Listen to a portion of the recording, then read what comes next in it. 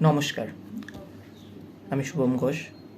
আজ 25শে বৈশাখ 1431 বঙ্গাব্দ, কবিগুরু রবীন্দ্রনাথ ঠাকুরের 163তম জন্মবার্ষিকী উপলক্ষে ওনাকে জানাই বিনম্র শ্রদ্ধাঞ্জলি এবং প্রণাম।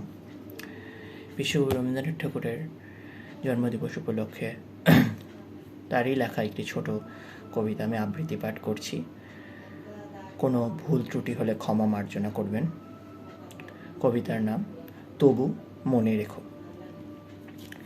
তবু মনে রেখো, যদি দূরে যায় চলে, যদি পুরাতন প্রেম ঢাকা পড়ে যায় নবপ্রেম জালে, যদি থাকি কাছাকাছি দেখিতে নাও পাই ছায়ার মতন আছি না আছি, তবু মনে রেখো।